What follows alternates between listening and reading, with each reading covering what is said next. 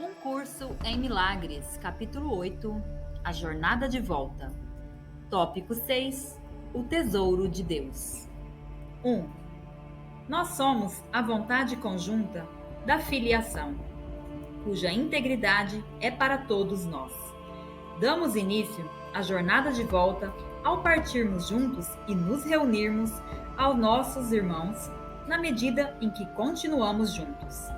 Cada ganho em nossa força é oferecido a todos, de modo que também eles possam deixar de lado suas fraquezas e adicionar suas forças a nós. As boas-vindas de Deus nos esperam a todos e Ele vai nos dar boas-vindas assim como eu as dou a ti. Não te esqueças do reino de Deus por coisa alguma que o mundo tenha a oferecer. 2. O mundo nada pode adicionar ao poder e à glória de Deus e de seus filhos santos, mas pode cegar os filhos em relação ao Pai, se eles contemplam o mundo. Não podes contemplar o mundo e conhecer a Deus. Só um é verdadeiro. Eu vim para te dizer que não cabe a ti escolher qual dos dois é verdadeiro. Se fosse assim, terias te destruído. Entretanto, a destruição das duas criações não foi a vontade de Deus, tendo-as criado para a eternidade. A sua vontade tem salvo a ti, não de ti mesmo, mas da tua ilusão de ti mesmo. Ele tem te salvo para ti. 3. Vamos glorificar aquele a quem o mundo nega, pois sobre o seu reino o mundo não tem poder. Ninguém que tenha sido criado por Deus pode achar alegria em coisa alguma, exceto no eterno. Não porque esteja privado de qualquer outra coisa, mas porque nenhuma outra coisa é digna dele. O que Deus e seus filhos criam é eterno, e nisso, e apenas nisso, está a alegria para eles. 4. Escuta a história do filho pródigo e aprende o que é o tesouro de Deus e o teu. Esse filho de um pai amoroso deixou a sua casa e pensou que tinha dissipado tudo em troca de nada de valor, embora na época não tenha compreendido essa falta de valor. Ele tinha vergonha de retornar para seu pai, porque pensava que o tinha ferido. No entanto, quando veio para casa, o pai lhe deu as boas-vindas com alegria, porque o próprio filho era o tesouro de seu pai. Ele não queria nada mais. 5. Deus só quer seu filho, porque seu filho é seu único tesouro. Tu queres as tuas criações, assim como ele quer a dele. As tuas criações são a tua dádiva à Santíssima Trindade, criadas em gratidão pela tua criação. Elas não te deixam, no mesmo modo como não deixaste o teu Criador, mas estendem a tua criação assim como o próprio Deus se estendeu a ti. É possível que as criações do próprio Deus tenham alegria naquilo que não é real? E o que é real, exceto as criações de Deus e aquelas que são criadas como as dele? As tuas criações te amam como tu amas o teu Pai pela dádiva da criação. Não há nenhuma outra dádiva que seja eterna e, portanto, não há nenhuma outra dádiva que seja verdadeira. Como então podes aceitar qualquer outra coisa ou dar qualquer outra coisa e esperar alegria em troca? E o que mais, além de alegria, poderias querer? Se tu não fizeste a ti mesmo e nem a tua função, fizeste apenas a decisão de seres indigno de ambos. No entanto, não podes tornar-te indigno, porque tu és o tesouro de Deus. E o que ele valoriza tem valor. Não pode haver nenhum questionamento acerca desse valor, porque ele está no fato de que Deus compartilha a si mesmo com ele, estabelecendo-o para sempre. 6. A tua função é adicionar ao tesouro de Deus por criar o teu. A tua vontade para ti é a sua vontade por ti. Ele não iria manter a criação afastada de ti, porque é nisso que está a sua alegria. Não podes achar alegria, exceto como Deus o faz. A sua alegria está em criar-te, e ele te estende a sua própria paternidade, de modo que possa se estender como ele fez. Não compreendes isso porque não o compreendes. Ninguém que não aceita a própria função pode compreender qual ela é, e ninguém pode aceitar a própria função a não ser que conheça o que ele próprio é. A criação é a vontade de Deus, e a sua vontade te criou para criar. A tua vontade não foi criada separadamente, e assim tens que ter a mesma vontade que ele. 7. Uma vontade de má vontade não significa coisa alguma, sendo uma contradição em termos que, de fato, não significa nada. Quando pensas que não estás disposto a ter a vontade de Deus, não estás pensando. A vontade de Deus é pensamento. Não pode ser contradita pelo pensamento. Deus não contradiz a si mesmo, e seus filhos, que são como ele, não podem contradizer a si mesmos ou a ele. No entanto, o seu pensamento é tão poderoso que podem até mesmo aprisionar a mente do Filho de Deus. Se assim escolherem, essa escolha, de fato, faz com que a função do Filho seja desconhecida para ele, mas nunca para o seu Criador. E porque não é desconhecida para o seu Criador, é para sempre passível de ser conhecida por ele. 8. Não há nenhum questionamento que devas jamais colocar para ti mesmo, a não ser um. Abre aspas. Quero conhecer a vontade do meu Pai para mim. Fecha aspas. Ele não a esconderá. Ele a revelou a mim, porque eu a pedi a ele e aprendi com ele o que ele já havia dado. Nossa função é trabalharmos juntos, porque a parte um do outro não podemos funcionar de forma alguma. Todo o poder do Filho de Deus está em todos nós, mas não em nenhum de nós sozinho. Deus não nos quer sozinhos, porque ele não tem vontade de ser sozinho. E por isso que criou seu Filho e deu-lhe o poder de criar com ele. Nossas criações são tão santas quanto nós somos, e nós somos os filhos do próprio Deus, tão santos quanto ele. Através das nossas criações, nós estendemos o nosso amor e assim aumentamos a alegria da Santíssima Trindade. Não compreendes isso porque tu, que és o tesouro do próprio Deus, não te consideras algo de valor. Dada essa crença, não podes compreender coisa alguma. 9. Eu compartilho com Deus o conhecimento do valor que ele confere a ti. Minha devoção a ti procede dele, tendo nascido do meu conhecimento de mim mesmo e dele. Nós não podemos ser separados. Quem Deus uniu não pode ser separado. E Deus uniu todos os seus filhos a si mesmo. É possível estar separado da tua vida e do teu ser? A jornada a Deus é meramente o redespertar do conhecimento acerca de onde tu sempre estás e do que és para sempre. É uma jornada sem distância para uma meta que nunca mudou. A verdade só pode ser experimentada, não pode ser descrita e não pode ser explicada. Eu posso fazer com que esteja ciente das condições da verdade, mas a experiência é de Deus.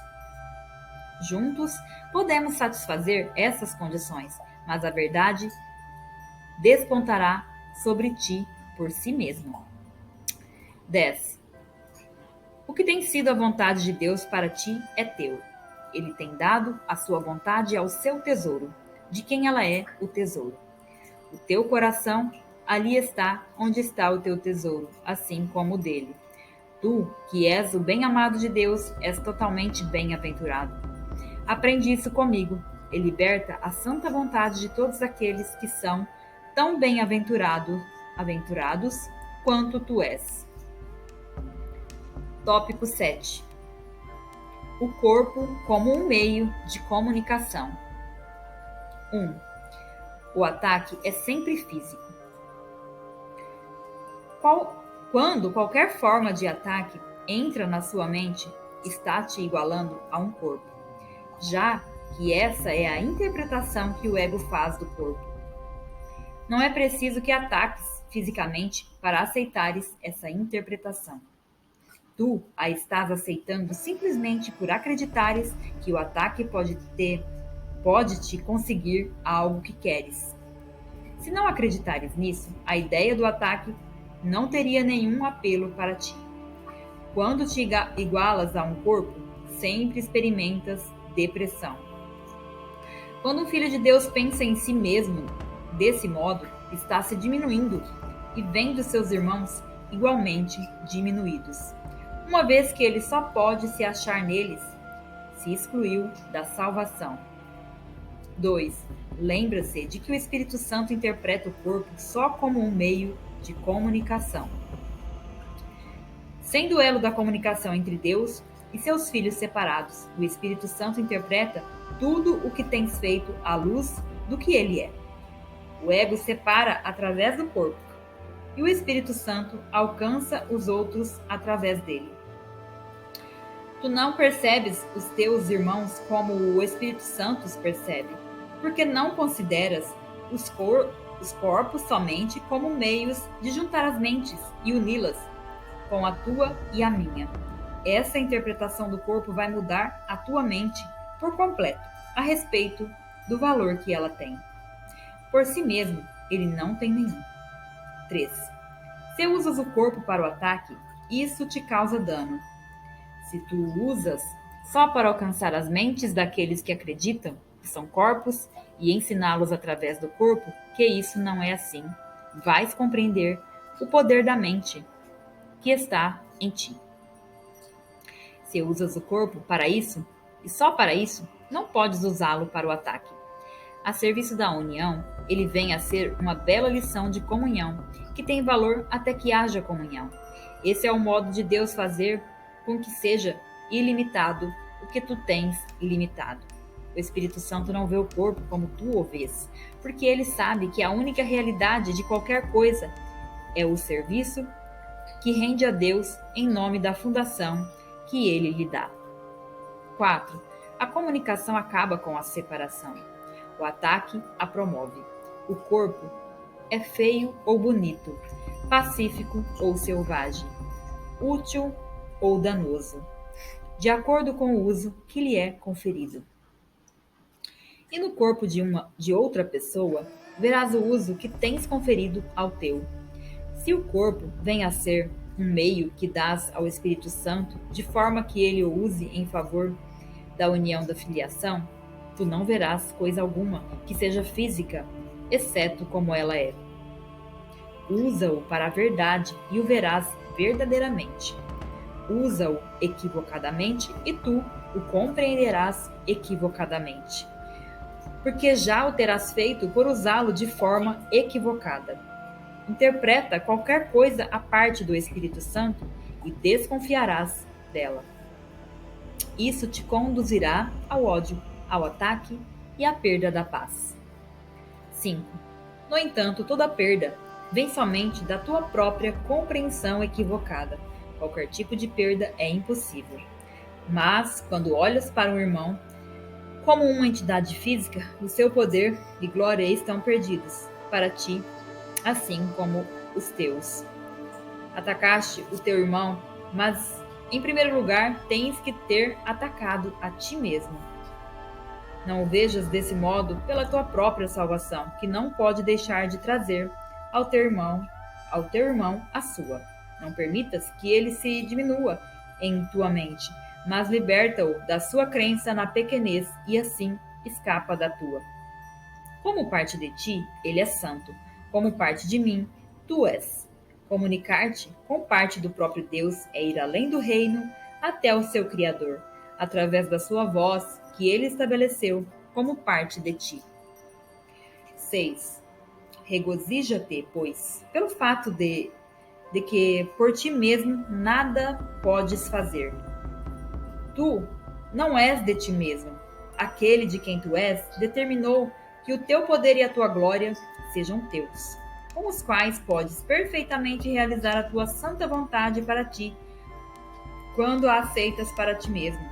Ele não retirou de ti as suas dádivas, mas tu acreditas que as retiraste dele. Em nome de Deus, não deixes que nenhum filho de Deus permaneça escondido, porque o seu nome é o teu. 7. A Bíblia diz: e o verbo, abre parênteses, ou pensamento, fecha parênteses, se fez carne. Estritamente falando, isso é impossível, já que parece envolver a translação de uma ordem da realidade para outra. Diferentes ordens de realidade meramente aparentam existir, assim como diferentes ordens de milagres. O pensamento não pode ser feito carne, exceto pela crença, já que o pensamento não é físico.